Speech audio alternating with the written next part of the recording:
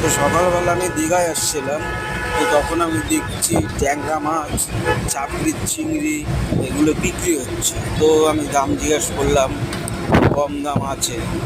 তো দীঘায় পুরো আসেনি, দীঘার আগে একটা ছোট্ট বাজার আছে ওখানটা।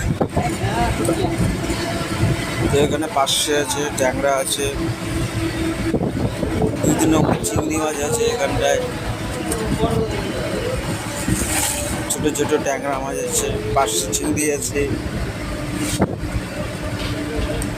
এখানটায় আমুদি মাছ আছে কালার ছাড়া,